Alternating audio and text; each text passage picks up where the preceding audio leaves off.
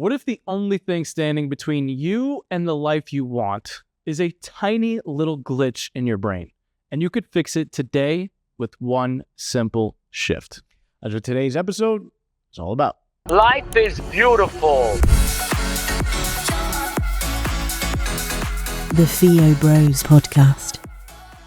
Yo, how we doing? I am Mike Theo. I am Nick Theo, And you are listening to the Theo Bros Podcast. where you can count on daily wisdom to get your mind right. Hey. So, Mike, in the year 1990, behavioral economists conducted an experiment using a simple coffee mug. Simple coffee mug. They split the participants into two groups, sellers and buyers. Sellers were given a coffee mug and told that they owned it. Okay. Buyers were given nothing and told that they could buy a mug if they wanted to. Okay. Then the researchers asked each participant a question. To the sellers, they said, what is the minimum price you'd be willing to sell the mug for? To the buyers, they said, what is the maximum price you'd be willing to pay for the mug? The results were pretty fascinating. Sellers wanted $7 on average to sell the mug, while buyers were only willing to pay $3 on average to buy a mug. The mugs were all identical in every way, but the two groups placed very different value on them. This revealed a striking cognitive bias known as the Endowment Effect.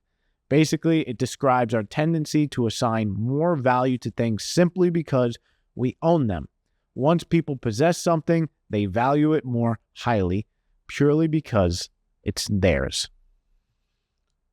Man, how often does this play out in everyday life where we hold on to things way longer than we should just because they're already in our life? Yeah. Has that ever happened to you? Yeah, definitely with my closet. I look at my closet and I'm like, oh my God, I haven't worn this shirt in 2 years. Why is it still in here?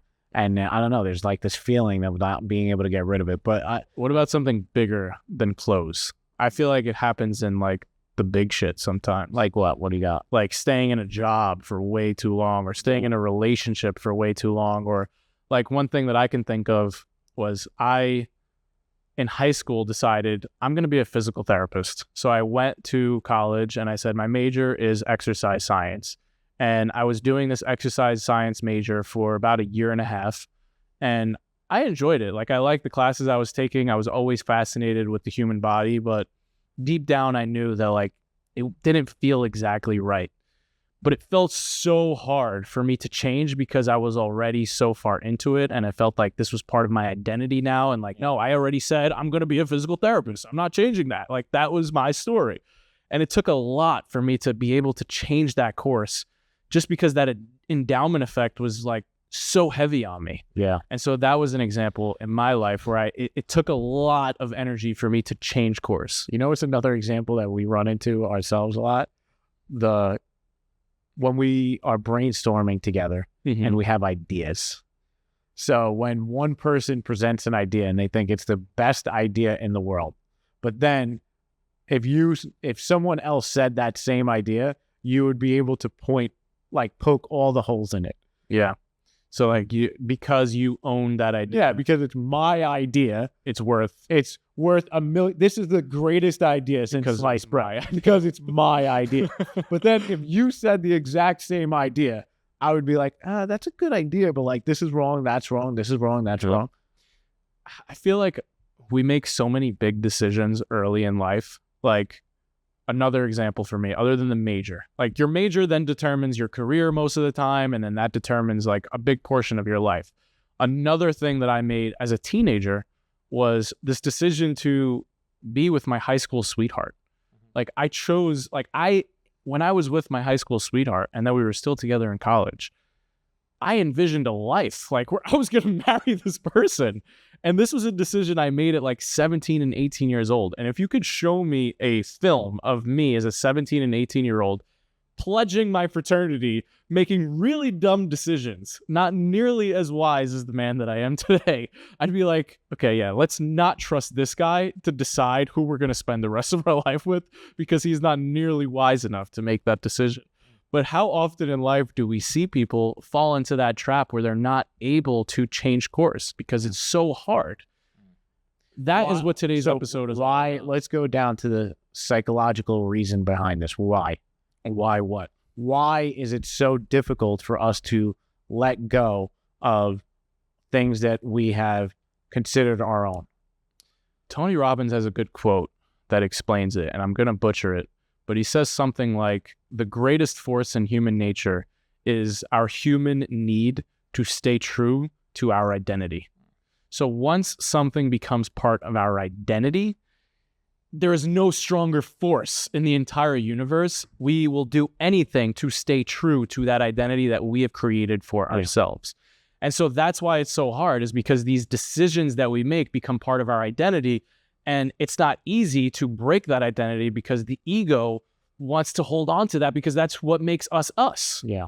And we fear, like the ego thinks that shedding a piece of that identity would mean death, like literally death, like in the ground death.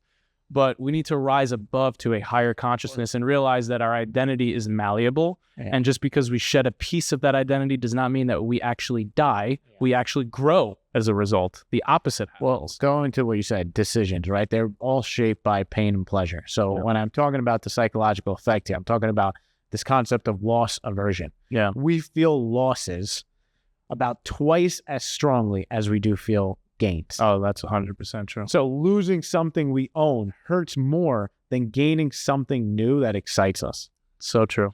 That's why it's so psychological. We hate losing shit. To let go of something. 100%.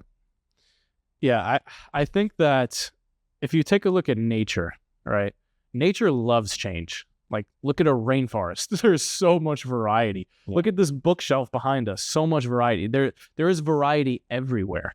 The human body itself replaces all of its cells. Every single cell in our body becomes a new cell every 7 to 10 years. So literally, I just spit all over it. I just spit all over Nick. Appreciate the shit. Literally, sorry, I got excited about this. You are literally physically not the same person you were 7 years ago. You are a brand new human being because all of your cells have been... So change is natural. Change is natural, but we fight it. Yeah. And it's time to stop fighting. So the endowment effect is really about attachment. Yeah. And it's really Buddhist 101 here, which is suffering begins the moment you cling to things. Yep. And that is where our suffering is coming from. Yeah. So let's follow nature and embrace change. And I have 2 good questions that we can ask ourselves to really put this into practice today. Because you can't change the past, but you can change what you're going to do today. Yeah. So when you're looking at possessions, like you're looking at your clothes, right? Here's a perfect question you can ask yourself if you ever made time to clean out your closet. Would I buy this again if I didn't already have it? Mm-hmm. It puts you in that perspective to eliminate the endowment effects from your mind. Yeah. If you wouldn't buy it today, then get rid of it because that means you don't actually want it. It puts you in the perfect state of mind. The same is true for decisions, right? Would I make this decision again if I didn't already make it?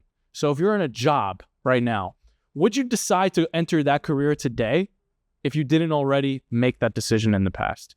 If you're in a relationship right now, would you decide to be with this person all over again if you had just met them today, if you hadn't already been with them? Wow. Those are really hard questions to answer. They might be no, but it's pointing you in the direction of the changes that you need to make if you can work up the courage, because if you didn't decide them today, then they're not right for you anymore, and you need to embrace that change.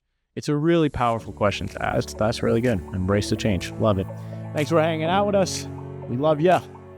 Peace.